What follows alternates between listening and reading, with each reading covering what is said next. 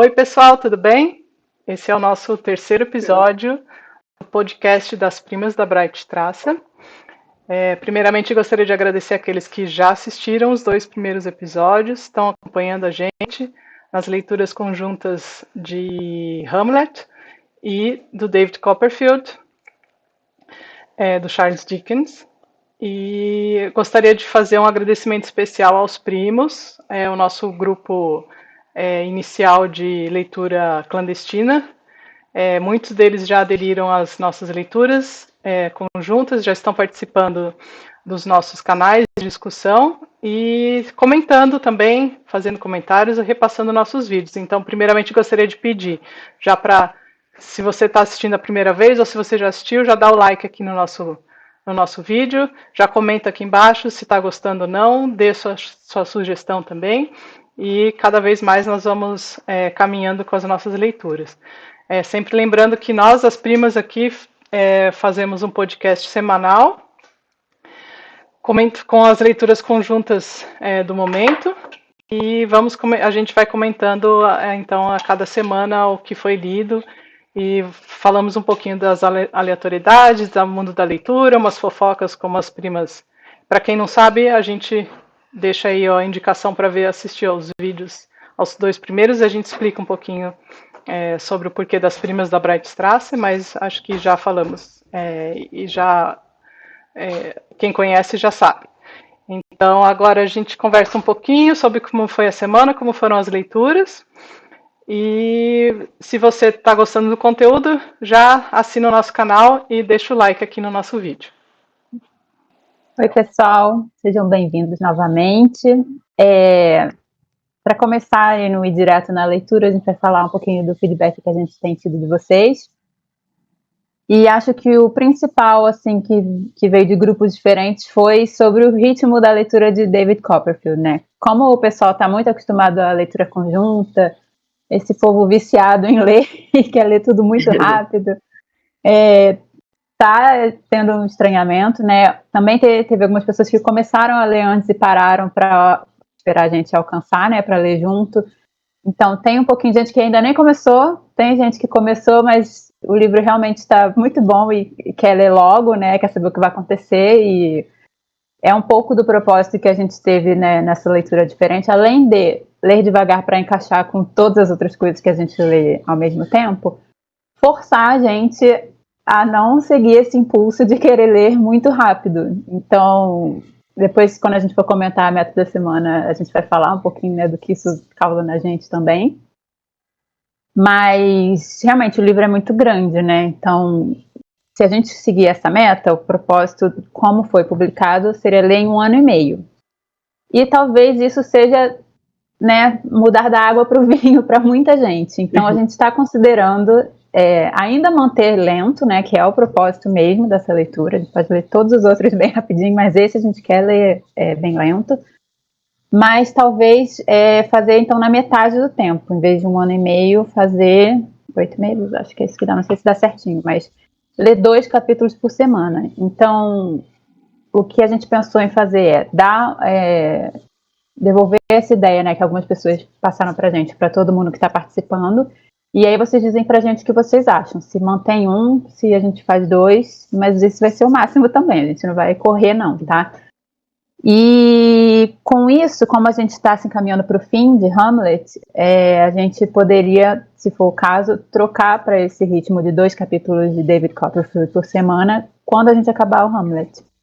Então, diz pra gente aí nos comentários ou no grupo da leitura conjunta o que vocês acham disso.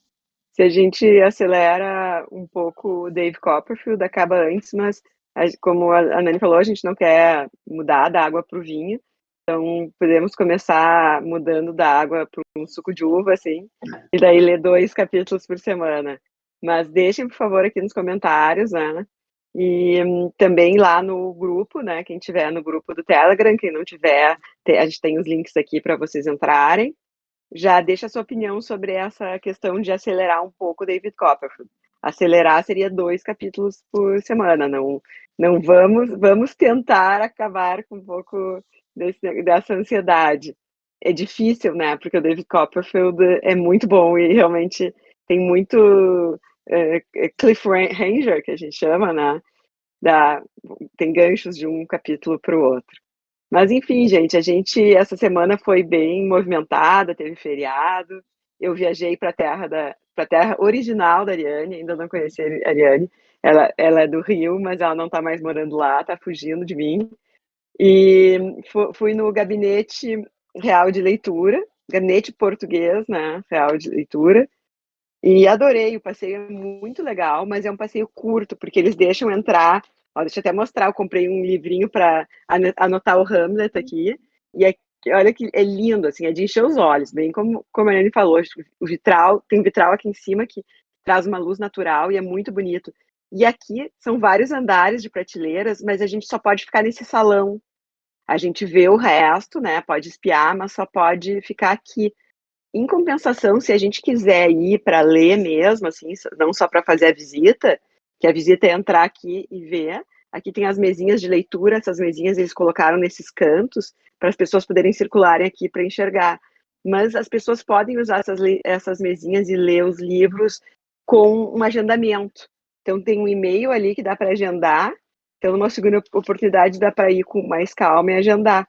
E do lado, assim, saindo à direita, tem a lojinha, que tem um monte de coisinhas legais, assim, tem os livrinhos, tem marcador de texto, eu comprei um negócio de mousepad também.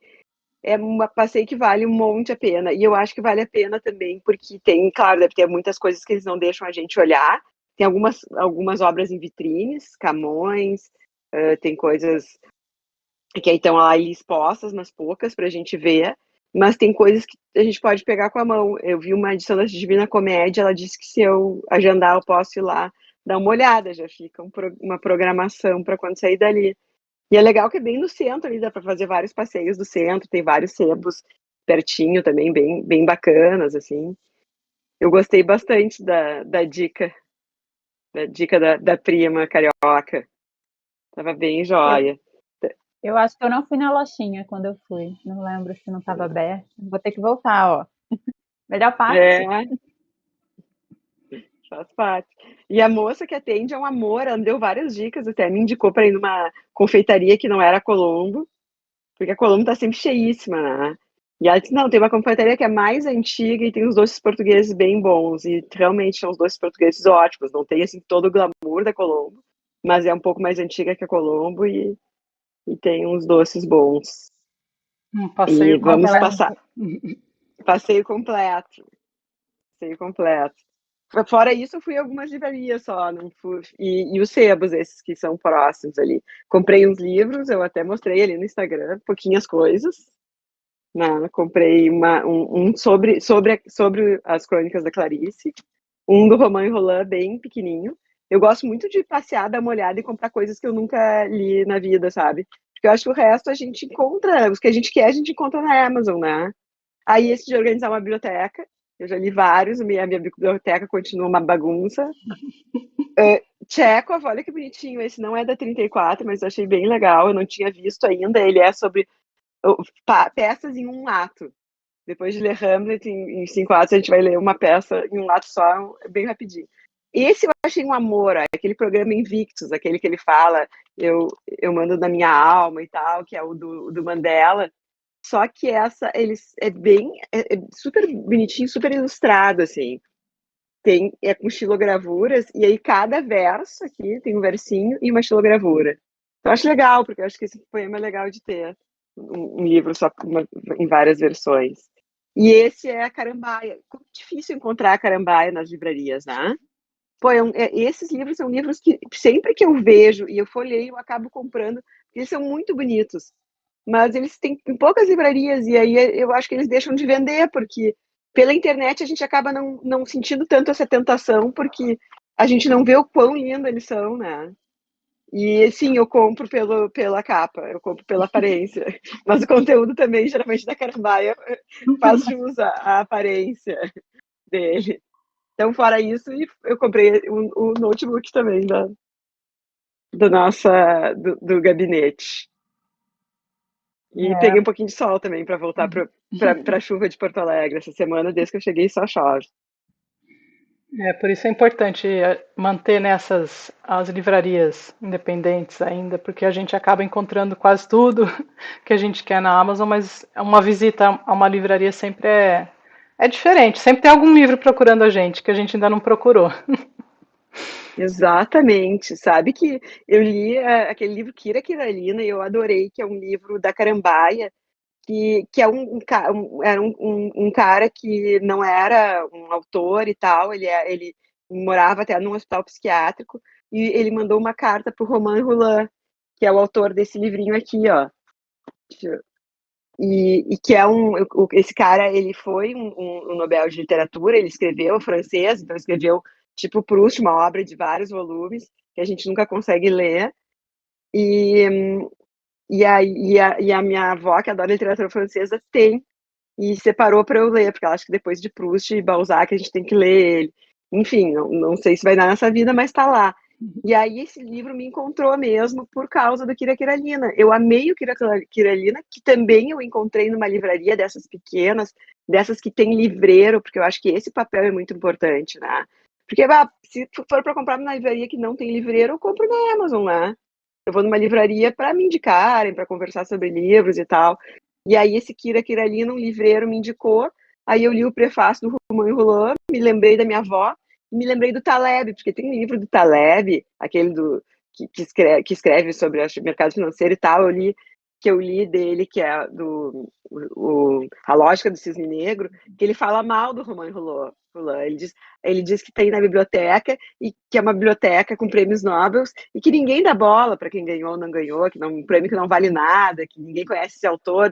Minha avó conhece, não é tão desconhecido. Então eu adorei, porque ele me encontrou mesmo. Eu olhei, bom jeito de começar, em vez de começar pelos 7 volumes aqui, ó, bem fininho, assim, menor que um dedo. Acho que vai dar para começar esse ano, apesar de todas as leituras paralelas, né? Fofoca literária do Taleb. E fofoca literária do Taleb. A Júlia, que é uma que entrou agora no nosso grupo de Charles Dickens, vai ficar braba, porque ela adora o Taleb. Vai ficar brava que eu tô falando mal dele. Mas é só Falar isso, viu? É só em, uma implicânciazinha. falar em livraria, né? Na minha semana também eu visitei a livraria nova que abriu, né? Campinas. E nossa, gente, que delícia. Tem um poeta da cidade que fez um poema para a livraria que vai ficar lá pendurado. Eu lembrei muito de você, Malu. E aí uma moça declamou no Instagram hoje. Vou te mandar o link depois para você ver. É muito Ai, linda. E tem um piano igual na Shakespeare Company. E aí uma senhora estava lá no dia que eu fui também, ela tocou, coisa mais aconchegante assim. E era uma casinha com cômodos mesmo separados para cada tipo de livro, uma delícia. E aí eu lembrei do que você falou também. Não comprei ainda, porque eu queria ler um outro livro antes, mas a dona e a livreira estavam comentando comigo porque eles têm um banquinho lá que cada semana fica determinados livros em destaque. E aí, nessa semana, estava Carambaia, inclusive. E eu conversei com a pessoa que está fazendo a curadoria lá, e ele disse que é difícil porque tem editoras. A Carambaia não é uma editora grande, né? Assim, a gente conhece, mas não é uma grande editora, né? Como a Companhia, por exemplo, que ou é caro ou não entregam fora de capital de São Paulo e Rio, sabe? A gente nem imagina, né? E aí ele está trabalhando muito nisso. Tem coisa que ele vai lá em São Paulo buscar para trazer, sabe? Vou dar exemplos aleatórios. Fósforo, essas editoras que a gente está vendo muito mais agora, mas ainda são pequenas, né? E aí a dona da livraria está lendo um livro da Carambai que eu nunca tinha tentado, exatamente o que você falou, ao vivo, a coisa mais linda, a edição é um da... Ai, meu Deus, esqueci o nome da sua amiga agora. Júlia Lopes de Almeida. Só que não é aquele principal, que também ficou muito tempo esquecido, né? Chama Família Medeiros. E Tati, eu descobri conversando com ela, a dona tá lendo agora. Aí ela falou, falei, vou esperar você ler para você depois me recomendar melhor. É, eu acho que a Julia de Almeida é do Rio, mas a história se passa em Campinas. Aí eu fiquei muito interessada, né? Aí eu Que legal. vou ficar de olho e depois vejam. A edição, exatamente, no site, preto e branco, até parece essa que você comprou, mas ao vivo é linda demais, demais. E é uma dessas da coleção numerada, né? Então, de repente, futuramente. E uma outra coincidência também, eu acho que você já leu esse, Malu, pelo que eu vi no Goodreads. A livreira me indicou um livro do Ian McEwan, Uhum. que agora eu não vou lembrar, eu acho que tem alguma ligação com Hamlet, e eu esqueci o nome, que é do ponto de vista de um feto narrando. Enclausurado. Isso. Que aí eu acho que tem uma história de tio, eu não quero dar spoilers, né? Uhum. Mas depois você disse Sim. se tem alguma relação. E ele é fininho, Tati. Também, se você não tiver lido, eu falei, pode ser entrar no hall de leituras temáticas Hamlet, né? Pode Que já ser. tá desse tamanho. É muito legal esse livro. É muito legal. E é essa questão do tio com a mãe, sabe? E ele é todo. Quem narra é o feto. E eu adoro, assim, é uma das coisas que. Eu acho que é a única coisa que eu não fechei com a Paloma, assim, porque quase todos os livros que ela indica, assim, eu amo de paixão. Ela não gosta do Ian McEwan e eu sou doida por ele, assim. Ah, Tudo que ele lança eu gosto de ler, sabe? eu já li também, assim, não É. todos, mas já li alguns livros. Também gosto muito. E eu acho que eles contemporâneos, assim, para mim é um dos melhores, assim.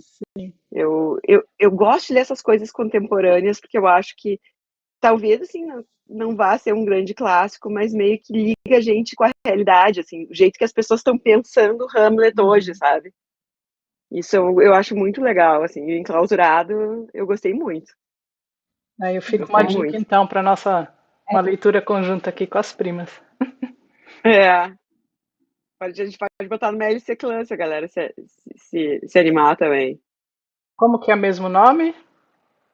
Enclausurado. Enclausurado. A gente pode deixar aqui um. Aí vocês podem comentar também se tem interesse ou não. A gente pode, quem sabe, programar uma próxima leitura aí. É. A Tati é um perigo, viu? Se tu fala de um Ah, livro que ela não leu, ela já mas tá. eu cumpri com aquele meu cronograma que eu mandei para vocês. Hoje, ainda estava terminando, mas eu consegui. eu já Ai, falei para ler. Eu sei que a Tati vai querer ler junto, então eu já joguei aqui. então, é um perigo mesmo. Mas esse é bem fininho, não tem 200, eu acho que tem 100 páginas, é bem fininho mesmo. Uhum. Então, a gente tá aqui, a gente topa tudo, né, Malu? Ou quase tudo. Inimigas do fim, né? É, leitura frenética. Bom, então vamos começar com Hamlet hoje? Vamos. Vamos Comentando começar com o Hamlet. comentando o ato 3, que finalmente começou a ação, né? Finalmente, mas até então a gente estava muito blá blá blá. Vai ter muito blá blá blá do Hamlet, do príncipe ainda, porque é um ato que ele fala muito, faz muitos monólogos, inclusive ele fala a famosa frase ser ou não ser, eis a questão. E aí que realmente começa a pegar a história e que ele começa a colocar em prática o plano dele de vingança contra o tio, que está casado com a sua mãe, que é agora o rei da Dinamarca. E aí começa. Só que, assim, o plano do Hamlet era se vingar do rei, não de forma direta. E então ele coloca, como a gente comentou no último vídeo, ele chegam lá uns atores para encenar uma peça e ele insere algumas falas na peça que vão ter um efeito no rei, porque é a encenação exatamente do que se passou ou do que o fantasma de seu pai falou que aconteceu na verdade, que ele foi envenenado pelo tio, né, e pelo irmão, o tio do Hamlet, do príncipe, e essa cena é feita ali para causar um espanto ou alguma surpresa no rei, caso ele seja realmente o culpado e venha a comprovar o que o Hamlet queria para poder efetuar seu plano de vingança. E aí começa, tem várias, não sei nem se vocês fizeram muitas anotações ou não, mas são, assim, é bem rico esse ato, né? Ele tem várias Sim. coisas, interpretações, muitas interpretações que eu estava vendo. Às vezes até é difícil da gente pegar tudo, mas enfim, eu acho que a gente pode começar comentando eu estava no final aqui, que encerra com um diálogo do Hamlet com a mãe, né? Mas até então começou com a encenação, né, É, é engraçado que ele conta com o Horácio, né, para dar uma perspectiva além da dele, do que como o rei vai reagir, né, à peça. E ele deu um plotzinho, né, porque na verdade na peça é o sobrinho que mata o cara, né? Então, Isso. eu achei que pelo ato 2, eu achei que ele fosse fazer o tio e o pai, né? E Uhum. não, ele deu Sim, um sabor ali, né? é que tem uma peça dentro de uma peça dentro de uma peça, né? Porque assim, ó, é uma peça dentro de uma peça. Só que a introdução da peça é tipo, um trailerzinho da peça. Uhum. Eles faziam isso muito para chamar a atenção também do público, né? Eles E diziam para aí, chamar atenção e para silenciar a plateia, né? Porque imagina, naquela época não tinha avisos, desligue seus celulares e tal, então até todo mundo ficar quietinho tinha que ter uma historinha antes. uma historinha. E na historinha, pelo que eu entendi, daí na historinha, sim, o tio mata o pai, mata o irmão e sai com a mulher, né? Uhum. E depois, ao contrário, na peça, acontece ele matando o tio. Ou seja, dando a letrinha para, olha só, te comporta que eu tô louca para te matar. E, e é muito engraçado uma hora que ele pergunta, qual é o título da peça? E o título da peça é A Morte do Fulano de Tal. Ele diz, The Mousetrap, É, a ratoeira. ratoeira. Ele diz pro tio, a ratoeira.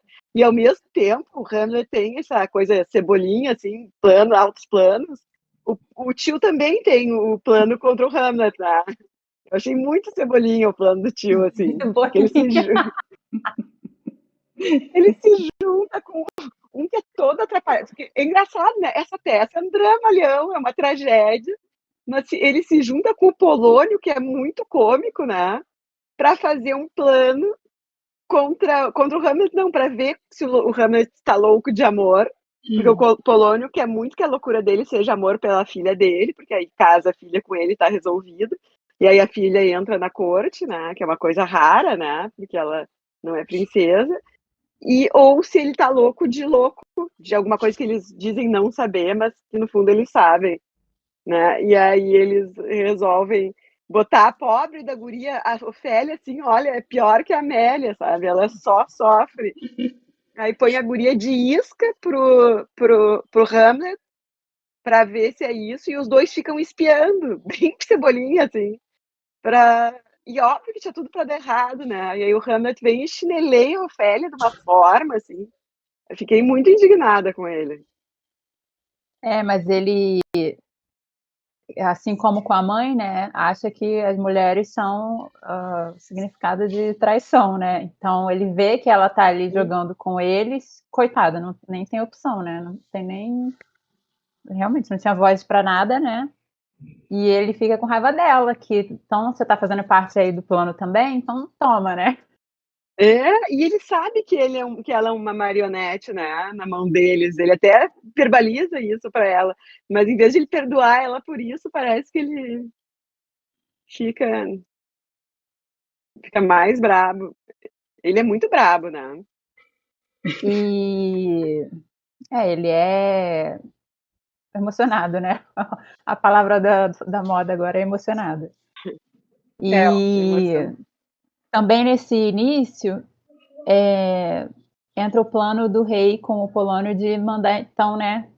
Não vai ajudar, então manda ele para longe O plano e B, o manda plano B. sem nenhuma carta de recomendação. Vai lá cobrar dos devedores e vai, boa sorte, né? O plano B dele é, se a gente não conseguir curar ele continuar louco, vamos mandar ele para Inglaterra, cobrar impostos, uma coisa super simpática. Porque E pro antes dele verbalizar, dele propor, ele já tem até numa parte aqui que ele já faz umas. Aqui a gente já começa a perceber que ele é realmente culpado, né? E assim, na parte da peça, após o término da peça, e que ele realmente fica sobressaltado com uma reação àquilo que ele viu, ele aí depois, quando ele está lá sozinho, ele faz a confissão, a gente escuta, né, da fala dele que ele realmente é o culpado pela morte do irmão. Mas antes disso, também um pouco antes dele assistir a peça, ele também já faz ele já dá umas breves indiretas do sentimento de culpa dele, né, o próprio rei. E é engraçado que o Hamlet é o único a que a gente vê assim, né? Ele é o único personagem que tá ali meio doidão e que realmente é meio agressivo com os outros, porque o Polônio é meio aquele bobão que tá puxando o saco, né, de todo mundo. O rei, a gente não vê também ele, mesmo quando ele tá tramando para mandar o Hamlet para longe lá para fazer as cobranças e quem sabe não voltar, ele não tá, ele não não sei se é por conta dele tomar um certo cuidado para não magoar a Gertrudes, a rainha, mas ele não, em nenhum momento ele é grosseiro, né? Eu não sei, o rei. E o único ali grosseirão que começa agora no ato 3 é o Hamlet, ele já dá algumas pontadas antes, mas ele realmente, mesmo quando não está agindo em sua loucura, ele maltrata mesmo a Ofélia, maltrata muito a mãe, né? Ele é realmente grosso e estúpido. Ali parece que ele só realmente há um pouquinho de confiança que ele ainda tem com o Horácio, né? Que ele pede lá a atenção e é para quem ele faz quem ele pede realmente em quem ele realmente confia, né? O resto de todo mundo ele sai dando sai Ele farpas. é muito emocionado, né? Mas ele sente que todos esses outros traíram ele, o pai dele, e todos estão contra ele, fora o papel que ele também está interpretando, né?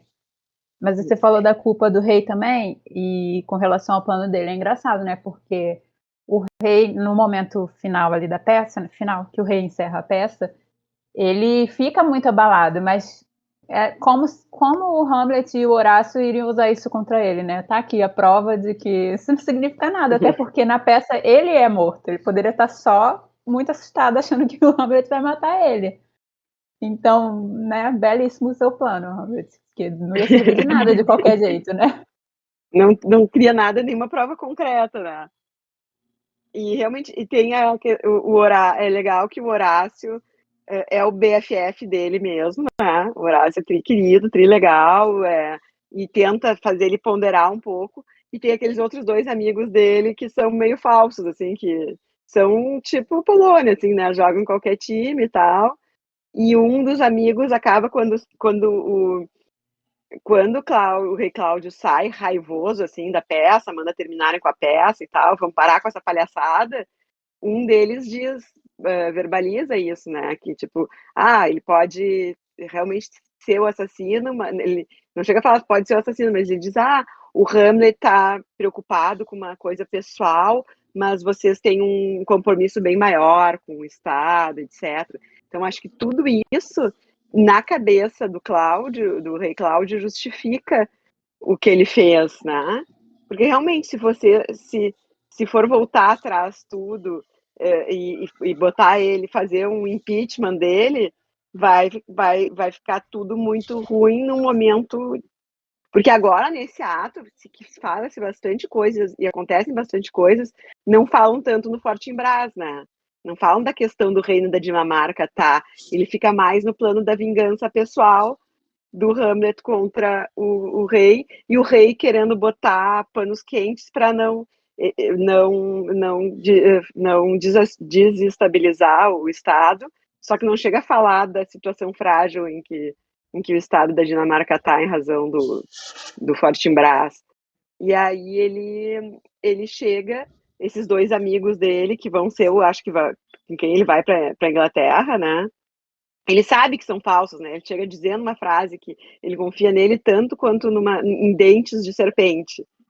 E o Horácio não, ele não só reconhece, como tem um dos solilóquios do Hamlet da amizade pelo Horácio, que é bem bonito, né?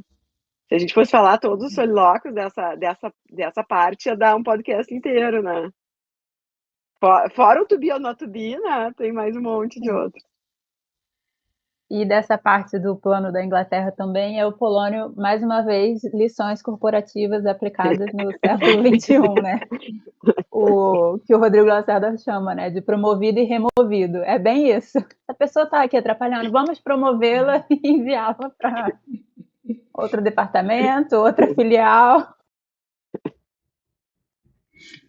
A questão dos amigos, que os falsos amigos do Hamlet, aí é que, não sei, agora eu não lembro em qual dos textos aqui de apoio, se é do Lacerda ou se é do Karnal, que fala que, mas o que se esperava de duas pessoas que foram intimadas pelo rei para cumprir alguma coisa, né? Então eles estão lá fazendo o que o rei mandou, tem que fazer, né? Mas realmente o que me deixa assim, o que agrada, acho que na leitura é a gente vê tanta, assim, a gente vê uma coisa irônica, mas ao mesmo tempo é trágico, né? Então é aquele negócio, é bem universal mesmo. E parece que a gente está assistindo, isso aí podia ser uma tragédia, uma novela, alguma coisa assim, um enredo, né? Tão cheio de dramas ali, né? Tem a loucura, tem a Ofélia que, coitada, tá ali sofrendo porque ela gostava do Hamlet, mas e achava que ele gostava dela, e ela é usada tanto pelo pai, o irmão tenta proteger, o pai tenta proteger, mas tem interesse, é uma rede ali de interesses e de coisas que a gente fala assim, é genial como vai se construindo a trama, a peça, né? E com as falas, né? As falas são muito bonitas, são realmente tem tanta, mas tanta interpretação por trás das falas que a gente às vezes até fica meio perdido. No final eu estava só anotando ali o que eu achava bonito ou interessante, mas tem muita coisa.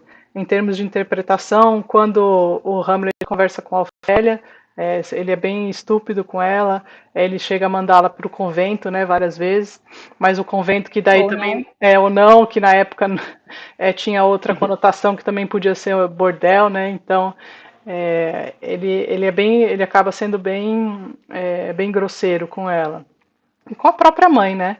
E tem a discussão aí nessa peça das figuras, das personagens femininas não terem tanto caráter, tanta força, enquanto outras peças que o Shakespeare também escreveu, né?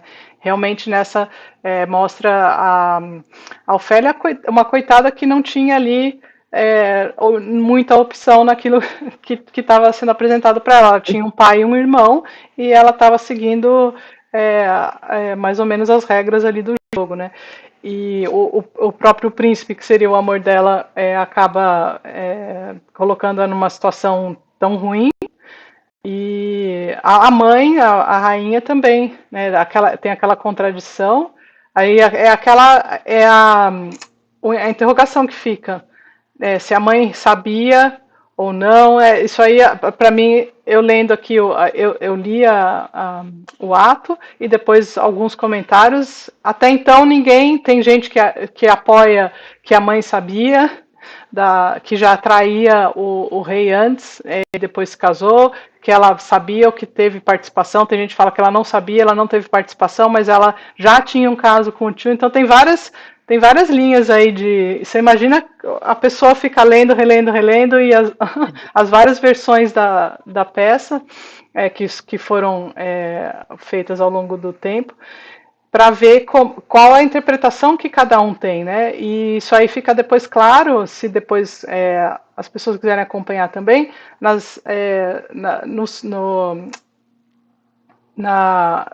encenação mesmo da peça, né? Porque alguns diretores que fizeram filmes tal, eles colocam ali, porque dependendo eles colocam a conotação que eles querem na cena. Então, por exemplo, se já havia alguma coisa de relação entre a rainha e o Cláudio antes da morte do rei e tal. Então aquilo ali já é insinuado na própria peça.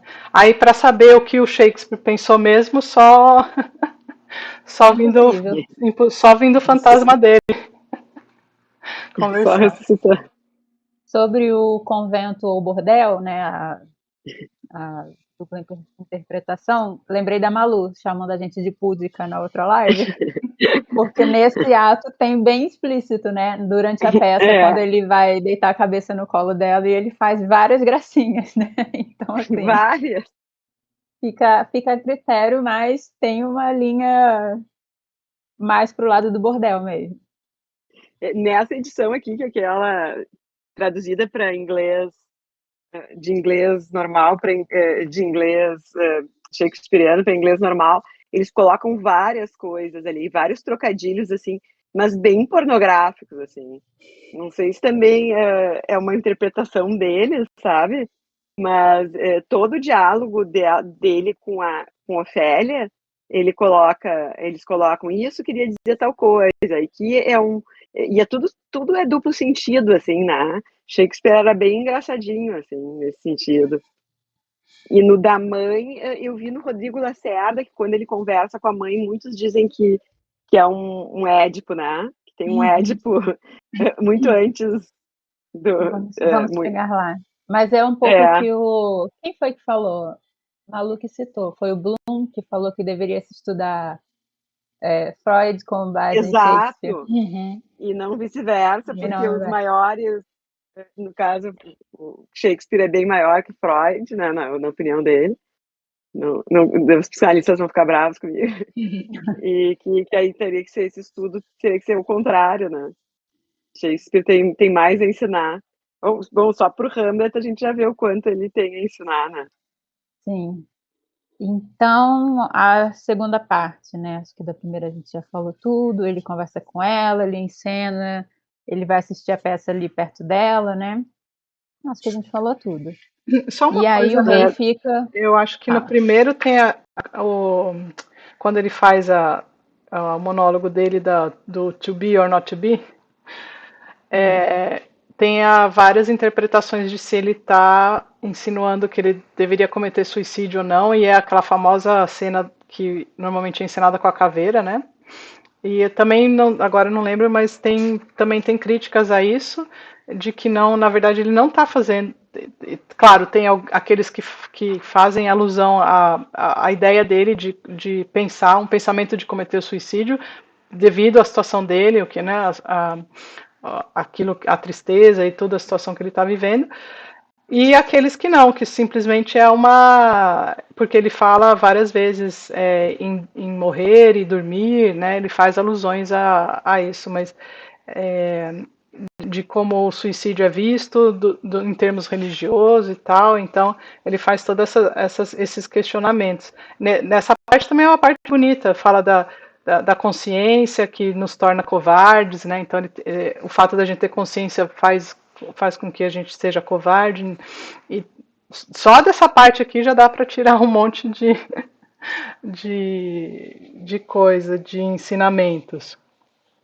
E nessa parte também ele faz uma contradição, mais uma contradição da peça, que ele fala que ninguém nunca voltou, né, dos mortos para falar, e na verdade ele tinha no ato passado ele tinha acabado de falar com o fantasma do pai dele, mas enfim, é só uma nota aqui.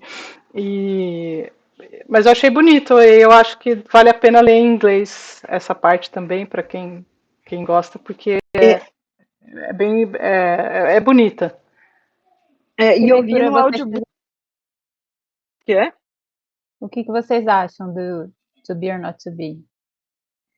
Na Olha, eu opinião de acho vocês. que como eu não sei, eu vejo uma forma assim como o suicídio ele é muito ele na realidade aqui eles acreditam em vida depois da morte, eles acreditam naquele céu que é o céu da Divina Comédia, assim, que tem o purgatório, tem o limbo, que não é o que está na Bíblia, né? É o céu, como o Papa dizia, como na época medieval, né, que quando foi escrita a Divina Comédia, eles acreditavam. Então, ele sabe que o suicídio não é uma boa, assim, sabe? Porque não vai acabar com a dor dele. Ele mesmo meio que fala isso nesse solilóquio. Então, eu acho que é mais sobre o sentido da vida, o que vale a pena, o que não, o que essa busca incessante, né? Essa coisa que está permeia toda a literatura. E ali ele coloca, eu estava vendo nesse livro aqui, ele chama atenção. Esse pequenininho aqui, olha, ele é cheio de informação boa. Pena que ele é da biblioteca, eu vou ter que comprar um para mim desse. Ele chama atenção para um dos versos ali, ele copia um verso da Eneida do Virgílio. E aí ele chama atenção que Shakespeare era um cara que não frequentou faculdade nem nada, mas que é incrível a cultura que ele tinha. E por isso que muitas vezes dizem que Shakespeare era várias pessoas, não era só aquela pessoa que ele era, que ele não teria capacidade, enfim. Mas a verdade é que ele coloca muito bem, porque é uma questão que também já vem dessa literatura clássica, que começa lá com Odisseia, depois com Eneida e tal. Então, é aquela ideia que é da literatura clássica, né? Que eles, na realidade, todo autor está respondendo aos autores anteriores, né? Então, viajei, Isso. né? Sempre eu tô viajando, Não, né? não. Engraçado, né? A gente vai falando e vai puxando. Isso que você falou do céu, a gente vai ver também quando ele não mata o tio dele, né? Ele vai tocar isso do purgatório, para onde vai, dependendo do que você fez, né? E outra coisa Exato. também sobre quem é Shakespeare e as fontes que ele bebeu, né? Comecei a ler isso aqui, ó. Até ontem, só li o primeiro capítulo, a biografia do Bill Bryson. O começo é ele explicando o que um livrinho tão fininho como esse pretende fazer, né, sobre a vida de Shakespeare. E aí ele já começa falando, né, e já associando a outra coisa, ele fala um pouco depois do To Be or Not To Be, isso também, né, Shakespeare faz uma crítica, já na época, a morosidade da lei, burocracia de tudo. Então, o primeiro capítulo desse livro do Bill Bryson fala sobre quem é Shakespeare, se sabemos quem é, exatamente isso que você falou, Malu, que pessoas se dedicaram a ficar a vida inteira sentada em bibliotecas procurando registros, mas que na época eles não eram linkados, não dizia, né, página tal, ligada com a página tal, aparece o nome tal, você tinha que ler coisa por coisa, e naquela letra que era impossível de ler, a letra de cada pessoa já era diferente, e que o Shakespeare assinava de 6 maneiras diferentes, nenhuma delas é o que hoje a gente usa, William Shakespeare, nenhuma. Com o E, sem o A, ele abreviava, tirava as vogais do William, do Shakespeare.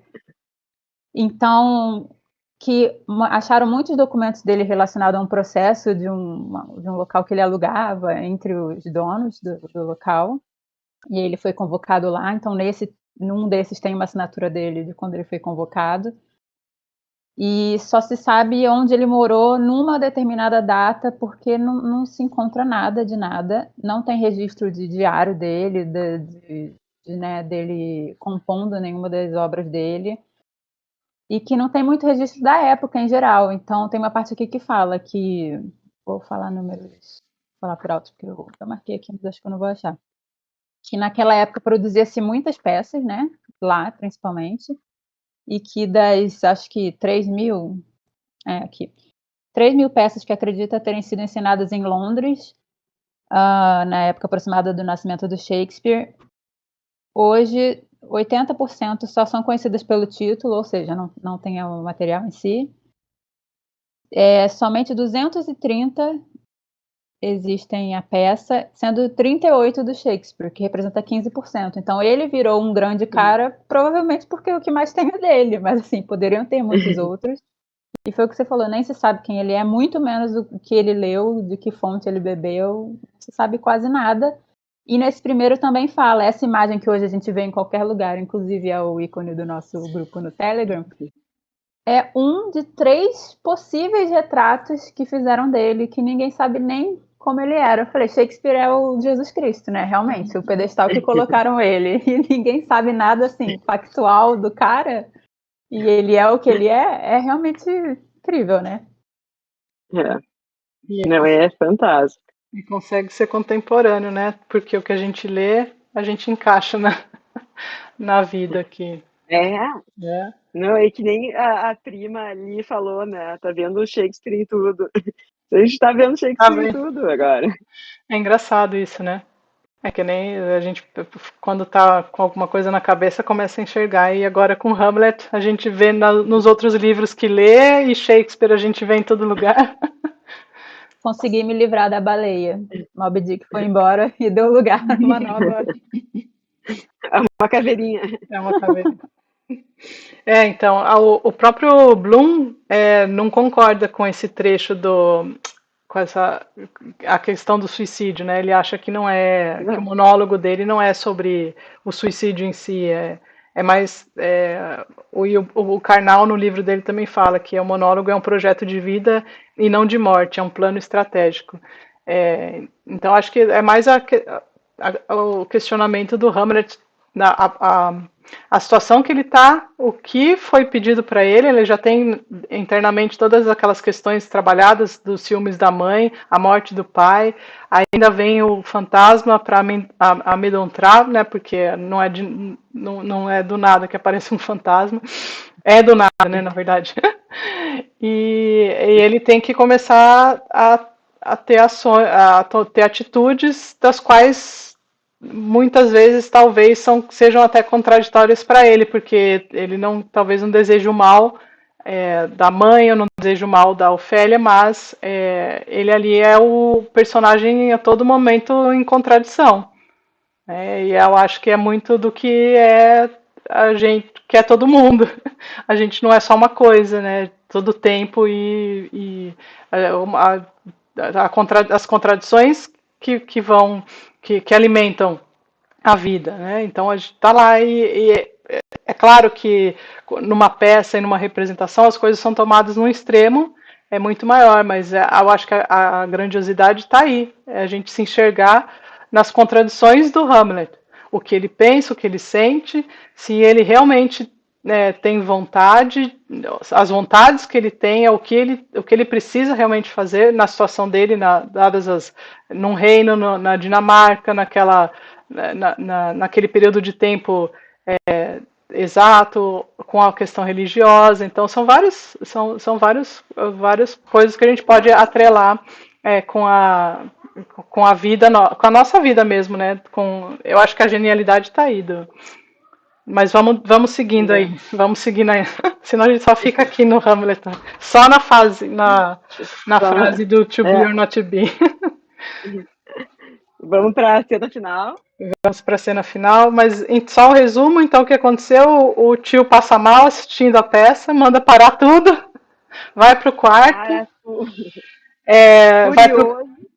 furioso, chega lá, começa sozinho, começa a rezar, e nesse período de tempo chega o Hamlet, escuta a sua confissão, então ele finalmente confessa que matou o irmão, né?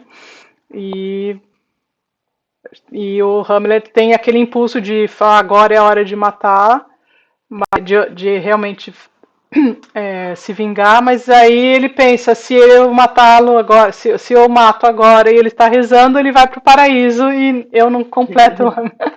Ele não é castigado, ele não vai para o inferno. Então é aí que muita gente fala que ele cometeu o erro, né? Porque aí ele deixa abertas as possibilidades.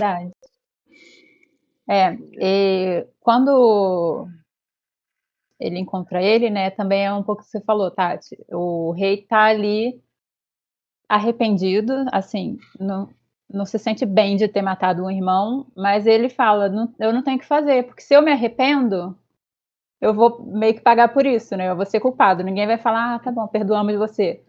Então ele fica em contradição de eu sinto isso, mas eu não posso fazer isso, porque senão para que eu fiz isso, né? E ele já tinha aí combinado com o Polônio, né? Ele, assim que saiu da peça, ele combinou, vamos botar o Hamlet para falar com a mãe dele, para ela extrair dele, então, né, o que se passa ainda, né? Tentativa como mãe, né, tocar ele. Aí o Polônio vai lá se esconder atrás do tapete no quarto da mãe. O Polônio sempre com as ideias geniais dele. Pode deixar que eu vou vir atrás do tapete e vim te contar depois. Ele vai lá se esconder e enquanto isso o rei fica sozinho e aí acontece essa cena de arrependimento. E aí o Hamlet não quer matar ele, além dele estar ali, né, orando e arrependido, mesmo que confessando, que ele está de costa e o Hamlet está com a espada, né? E eu achei essa história da espada legal também. A Malu, acho que vocês dois devem ter lido do Rodrigo, mas mais pra frente, com a mãe, né? E aí ele deixa de agir nesse momento, né? Perde a oportunidade, mas porque ele quer que o tio dele pague para a eternidade, né? Não quer que ele corra o risco de ir para o céu, para o Uhum. limbo, ele quer que ele vá direto para o inferno. E aí chega na cena final, ele vai Chega. conversar com a mãe. O diálogo final é muito bom também, né? Dele com a mãe. Ele é bem grosseiro novamente com a mãe. Tem várias insinuações, tem várias interpretações, né? Mas no final a mãe realmente fica bem,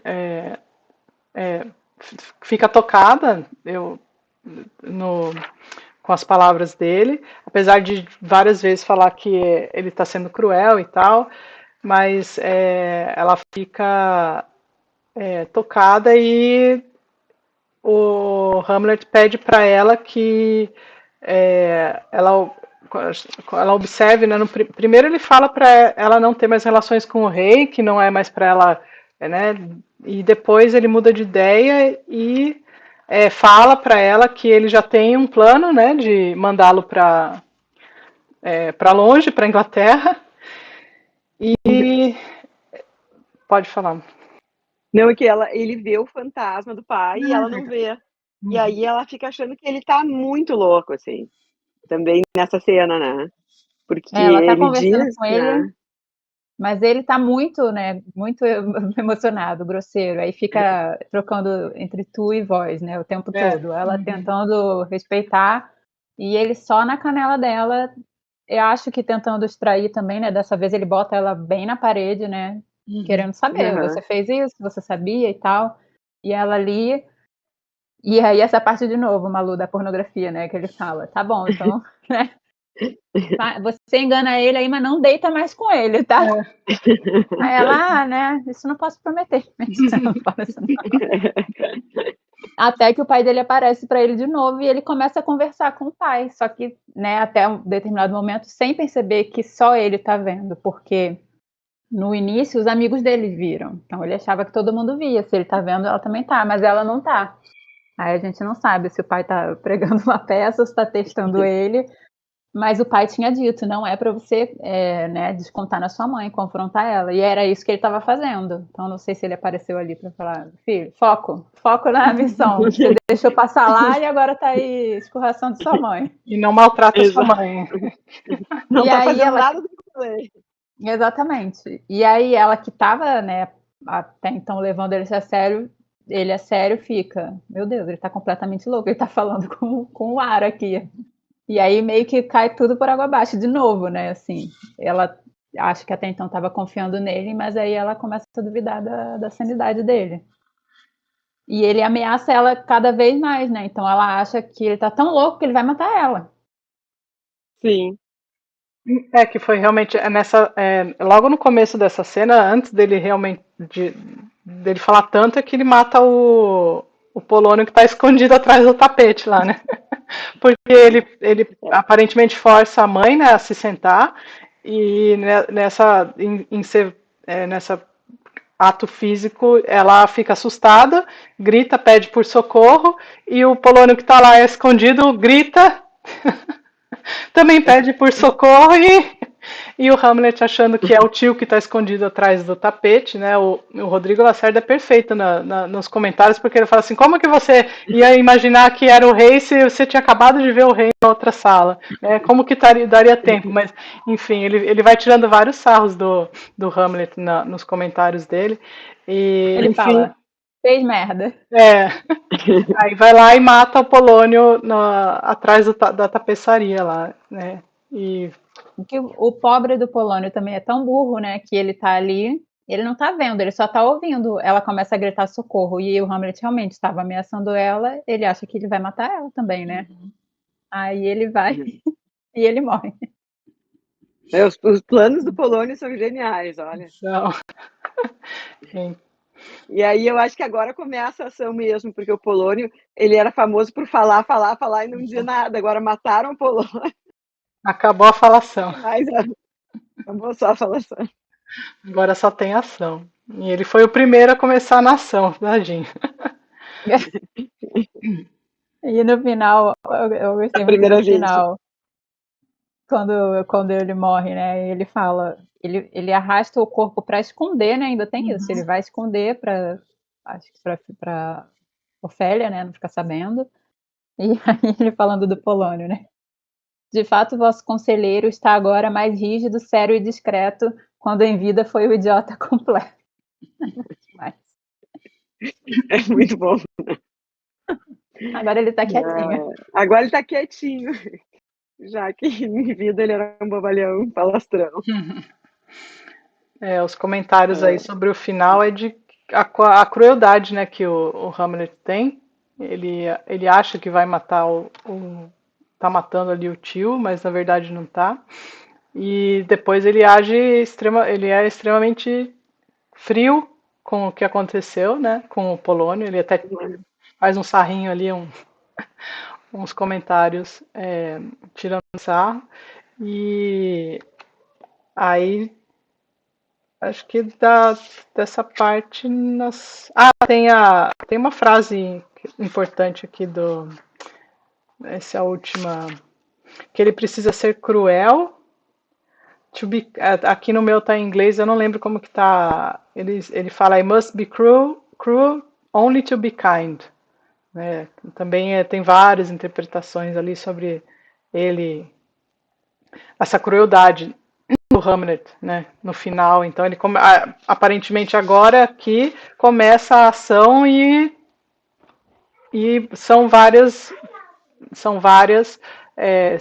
cenas que se seguem que vão ter infelizmente coisas cruéis acontecendo, né?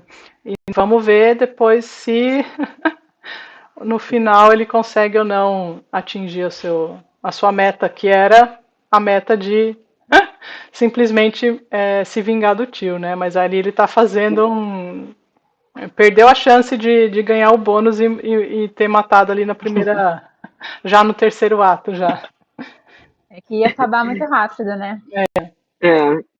Tem que ter outra temporada, entendeu? Sim. Eu acho Vamos que ver de se ele Hamlet atinge a é meta isso. de botar o tio, colocar o tio no inferno. Verdade. O pai foi para se vingar, não necessariamente para onde ele tinha que ir, né? Mas enfim. O Hamlet e seus pensamentos. Eu não sei se tem mais alguma coisa, mas senão a gente também pode. Eu acho que era Porque isso. a gente vai conseguir espremer linha a linha, né? Mas Acho que é mais ou menos isso, mas se depois se a gente, nas próximas discussões ou no próprio grupo de leitura, a gente pode comentar.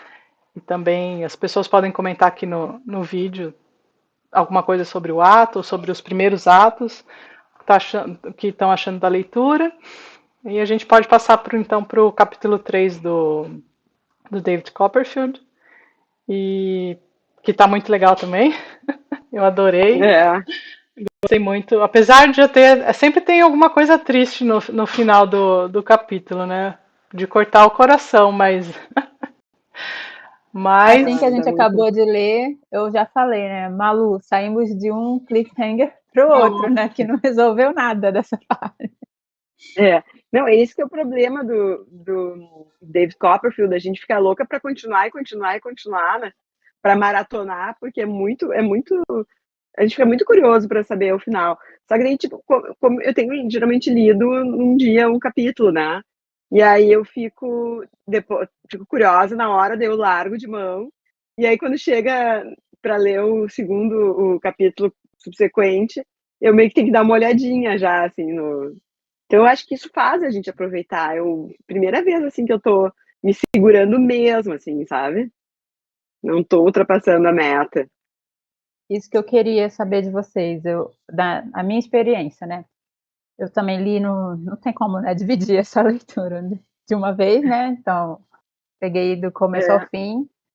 E a princípio, não acontece muita coisa assim, né? Se você pegar e for lendo, dá pra lendo, é uma historinha, né? Mas o fato de não poder ler mais me faz ficar remoendo aquilo e, nossa, eu pensei várias coisas depois, assim, porque até pra gente vir falar aqui, né? Eu fiquei pensando, tá, aconteceu isso, assim, né? Só da trama, poucos fatos, assim, mas aí você começa a pensar nos personagens, na situação, no que a gente já tinha lido, o que será que pode acontecer. Está sendo diferente. Para mim também. Eu li também rapidinho, né? Acho que quando liberou, eu já li acho que no primeiro dia já li o capítulo, mas depois eu voltei. Depois de uns. Acho que depois de uns 4, 5 dias eu voltei para fazer a leitura e fazer as anotações e também.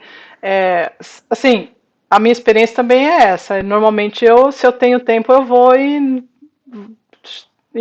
vou só com o pau e vai na leitura sem se preocupar, né? Mas como a gente tá fazendo essa leitura aqui e a nossa proposta é essa mesmo, a da leitura mais devagar e mais atenta, né? E para discutir assim, e realmente ter aquela emoção de você não poder ler antes de ter ali em mãos o que as pessoas antes não tinham.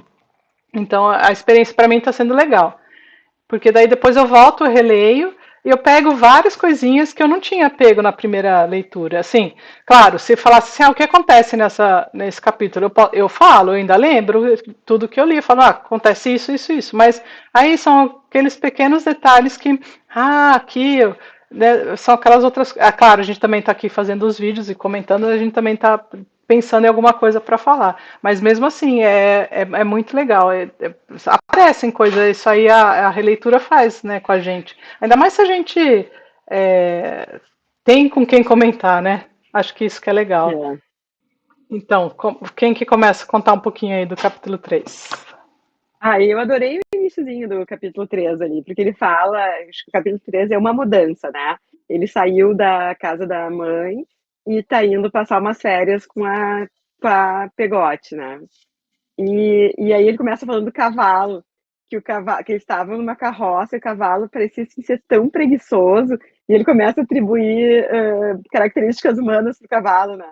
E parecia que ele estava de propósito querendo fazer essas entregas, que eram uma carroça de entregas, para as pessoas que estavam recebendo ansiosas ficarem mais ansiosas e tal, e que quando ele dava uma tossezinha, ele achava que era uma gargalhada do cavalo, né?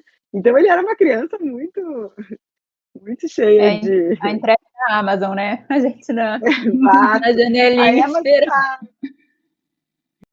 tá nos sacaneando, né? Eu Mas eu achei achei fofo muito também. fofo dele. E Muito quando ele fofo. comenta, né, que lá era um local muito plano, aí ele comenta com a Peggot que um montinho ou dois teriam caído bem. Uma paisagem muito plana. Um montinho ou dois teriam caído bem. Eu achei fofo também. E que isso, né? Como se o tempo da viagem demoraria quanto o cavalo quisesse, né? Exato. Daí ele fala também do lanche, que ela fez um lanche, assim, uma cestinha básica, assim, que duraria, tipo, para ir até Londres. Se a viagem fosse até Londres, né? Mas que era mais curta. Eu acho muito fofo. Eu tenho um livro para indicar que eu me lembrei, que é da Carambaia, que é daquele Jerome K. Jerome. É bem, assim, esse mesmo estilo, né, de ironia, assim. Eu acho aquilo O achei humor muito legal. britânico. Eu Esse lembro humor que eu acho eu, que massa. eu, que eu clamei essa indicação para você. Né? Porque teve a Estê, que é uma menina que é minha amiga também, a gente estava lendo mais ou menos junto. É muito bom esse livro, né? Foi muito engraçado. Meio. É. Tem seus probleminhas de época, mas é muito engraçado. Sim. E esse aqui, esse início dele, achei do capítulo 3 muito fofo. E aí ele vai falando, né, que tá indo, vindo, e que aí chega lá nessa cidade muito plana, e ela adora, né? Pra ela é uma felicidade, né? Ela tá com a família dela, empregada, tá na casa dela. E ele é super bem tratado, né, pelo que ele conta. Sabe o que me lembrou essa viagem? Não sei se vocês pensaram nisso. Me lembrou muito nossa prima Tony Budenbrook indo para a praia, conhecendo a família lá, não é? Sim. Assim, eles indo para uma família mais simples, né? Conhecendo outra forma de vida, estrutura familiar diferente. Aí ele faz uma amizade, igual ela fez lá. Lembrei muito. Sim, realmente. Sim. E a questão dele ir relatando tudo da visão dele de criança é muito legal, né? A Malu falou aí dele comentando do cavalo e a viagem, o próprio comentário de quanto ela leva de comida, né? Em vez de falar um exagero, não, daria pra gente chegar até Londres. E a descrição de quando ele chega na casa, né, que era um barco, então ele observa coisas que realmente é o que uma criança observaria e conta, assim, o cheiro do peixe, ele fala, né, que depois que ele entrou lá, tudo tinha cheiro de peixe. Então você já imagina que ele ali, né, a casa era realmente, então ele fala, não, até o que eu tirava do meu bolso tinha cheiro de peixe. E que a casa tinha sido um barco de verdade, né? Então ele fica todo admirado com o quartinho que é dado para ele, né? Todo bonitinho, do tamanho certinho para ele. Ele também comenta na viagem, eu até anotei que a Peggot roncando, que ela roncava tão alto, né? E é muito legal. Então, essa visão, acho que a Nani já tinha falado no outro capítulo dele, assim, não conseguir se comportar ali na igreja, né, na cena da igreja do outro capítulo. Realmente a gente começa a ver que ele vê os ganchos quando ele chega na casa, ele não sabe o que é, e aí eu assim, eu falei, ai meu Deus, o que será que são, né? Depois ele fala que, eu descobri, era para pendurar as redes que iam dormir o irmão da Peggot e o sobrinho dela, ele fazendo as questões, né, para a família. Ele chega lá todo educadamente fazendo um monte de pergunta e acaba descobrindo que o sobrinho não é as duas crianças, a Emily e o Han, né, não são filhos do que a gente descobre depois que o nome é Daniel, né, Daniel, o Dem que eles chamam, não são filhos dele, ele cuida porque eles ficaram órfãos, né? Porque todo mundo morreu na Todo mundo história. morreu afogado. Mas o jeito que ele vai perguntando é bem assim de criança, né? Aquelas questões. E até que a Peggot fala, acabou, para, não pergunta mais. Já deu. Ele perguntou se a dona da casa lá era a esposa dele, né? Opa! Aí já tá indo longe demais. E ele vê Mas a é bem casa. curiosidade, né, de criança mesmo. Eu já tô assim, quero que ele cresça, que a gente chegue na parte adulta do livro. Eu tinha a mesma curiosidade dele para saber como é que era, quem era filho de quem era casado com quem, como é que era, se ela era casa solteirona mesmo. Porque ele chega, ela fala um monte do Han pra ele acha que é uma coisa que vai brincar com ele, alguém da idade dele. Só que chega lá, o Han cresceu, né?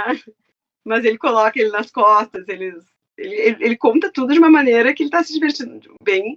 Ele não diz, eu tô num lugar pequenininho em relação à minha casa. Não, eu tô num lugar que é feito exatamente do tamanho para mim. Ele é muito fofo, assim, né? E eles cuidam muito bem dele, né? Eles fazem uma comida diferenciada para ele tem o quartinho dele, então ele se sente amado, né? Porque nesse início a gente vê muito isso, né? Ele no núcleo familiar dele super confortável e 100% feminino, né? Até então. E agora ele indo conhecer outras coisas e pessoas cuidando dele também, né? E ele todo educadinho com a menina, né? Com a Emily. Aí eles viram amigos, vão passear, pegar pedrinhas e conchas nela Bem Tony, bem Tony, então. Bem Tony, bem prima. Só que aí, eu não sei se é na página 65 da edição aqui da Zahar, que daí já me deixou preocupada. Não sei se foi isso que a Nani ia comentar ou não, da Emily, da menininha, que ele fica assustado dela cair lá e se afogar, e ele fica, como que ele coloca aqui, ó, que ele desde então houve muitos momentos em que homem feito pensei, ele pensa se não era melhor ela ter acontecido algo ruim ali, né? Aí logo, né? Isso, então aí eu me perguntei, ai meu Deus, que teria sido melhor ela morrer naquela ocasião, então algo vem aí, algo não de muito bom, né? Aí o narrador sempre, né, com as suas tiradinhas, Mas não é hora de dizer essas coisas. Talvez as tenha dito cedo demais, que seja. Sim.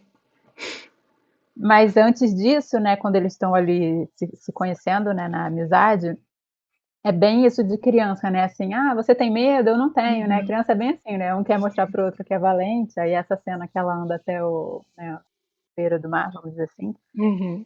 E, e também nessa conversa ele descobre, né? Ele fala, aí estava uma coincidência, porque ela não tem pai. Ele falou, a diferença é porque ela perdeu a mãe antes do pai, e ele ainda tem, né, a mãe Sim. que ele tanto ama. É muito Então, eu bonito. acho que eles se conectam nisso aí também, né? E aí o que acontece depois com a Emily ficou no ar, mas já deu a entender que ele preferia que ali já tivesse acontecido e não o que quer que venha acontecer depois, que a gente ainda não sabe, né? É. É muito bonitinho ele falando aqui quando eles caminham. Caminhávamos por aquela velha planura sombria de Atmund de um jeito amoroso, horas e horas. O dia passava por nós como se o tempo não tivesse crescido ainda. Uhum. Né? É. E ele fala, mas fosse criança também, sempre a brincar. Contei a Emily que a adorava e que a menos que ela confessasse que me adorava, eu me veria reduzida à necessidade de me matar com uma espada. Ela disse que me adorava, e não tenho dúvidas de que era verdade. Quanto a qualquer sensação de desigualdade, infantilidade ou outra dificuldade em nosso caminho, a pequena Emily e eu não tínhamos nenhum problema, porque não tínhamos futuro. Não fazíamos nenhuma previsão quanto a ficar mais velhos, como não fazíamos quanto a ficar mais novos. Eles viviam o presente, né? É tão bonito o jeito que eles escrevem, né? Sim. É muito bonito. Olha, eu tô adorando. Lembrei do Proust nessa parte também. É, Falando do tempo. é. O tempo não cresceu e a criança também sempre a brincar. É quase uma poesia, né? Sim. É muito bonitinho. Aí depois a gente tem o surto lá da senhora Gummy, sei como fala o nome dela. Ah, ela lembra. É engraçado que ela celsa a vida, né? Tudo aí ela. E ninguém dá nem, Melancolia né? do Hamlet parou ali nela. Parece que a sensação que eu tive é que isso acontece, né, sempre, que o povo nem Nem já. liga mais. Pro drama dela. É. E aí, no fim, ele chega a hora de ir embora, né? E aí ele se sente culpado, né? Ingrato de não ter sentido falta da casa dele, porque ele foi tão feliz ali nesses dias que ele até se esqueceu de pensar na casa dele, né? Que bom. Bom, né? E, um monte de novidade e tal. E aí ele comenta, né, mais uma vez, não demorei a dedicar-lhe meus pensamentos. Meu senso de culpa juvenil, apontando em sua direção com o dedo em riste. E quanto mais abatido me sentia, mais percebia que minha casa era meu ninho, e minha mãe meu consolo e minha amiga. Fofinho. Na página 69 da Zahar, quando eles estão chegando lá. Eu tô com essa edição da Penguin, eu tô com a Zahar no Kindle, daí eu não consigo acompanhar pelas páginas, sabe? Ele tá. É a penúltima página, quando ele tá chegando em casa, isso. E aí eles estão se aproximando, né? Aí. Alguém quer comentar? Continua. Pode continuar. Eles estão se aproximando e outra coisa assim que é bem típico, né, de vitoriano, eu amo. E como me lembro bem daquela tarde fria e nublada, o céu carregado, a chuva ameaçadora. Aí, né, pela natureza você já sabe o clima. Clima, o clima meteorológico, o clima da cena. A porta se abriu e aí ele esperava a mãe dele, né, correndo de braços abertos. E aí não era, né? Era Ele pergunta para Peggy, né? Perguntando, ué, minha mãe não voltou? Ela fala, voltou. E aí a gente descobre que aparentemente era para Peggy ter contado alguma coisa para ele ao longo da viagem, mas eu agora não lembro se ela esqueceu ou se ela não quis estragar, né? Ela disse que não achou uma ocasião e, e não falou. Então chegou lá na hora, foi no susto, né? E quem estava lá era o seu Murdstone, né? O Sr. Murdstone. E a mãe se casou com ele, né? Bom. Aí ela é obrigada a falar, né? A mãe casou com ele. Ela não vai receber ele, né? Aparentemente, instruções do Sr. Murdstone, desde que quando eles saíram, né? Para ela se conter e não ficar tão assim, né? Próxima do menino. E aí também no final do capítulo que a gente vê pela primeira vez o nome dela, né? A senhora Copperfield chamava Clara. Uhum. Quando ele fala com ela, recomponha-se. E já vai ser a frase final, né? Mas depois a gente volta para comentar. Eu gostei muito dessa imagem também, que ele fala. O antigo canil vazio agora tinha um cachorro imenso, de boca grande e pelo negro, como o dele, que ficou muito bravo ao me ver e deu um salto, e de um salto tentou me atacar. Então, né, a casa dele anterior tinha um canil, mas não tinha cachorro, lembra daquela imagem que a gente falou dos animais? Mas ficou também uma representação, né? Tipo, não tinha a figura do pai e agora tem um cachorrão malvado, que é o Sr. Murdstone. Ele falava que o canil era o santuário de borboletas, assim. A vida dele era toda lindinha, né? Com as duas mulheres paparicando ele agora. Ele tem um cão lá de olho. Com bravo. Tadinho. As imagens que ele fala a hora que ela foi falar para ele, vem cá, vem ver sua mãe, né? Aí ele fala, Peggot tossiu como se tivesse engasgado com algo muito duro.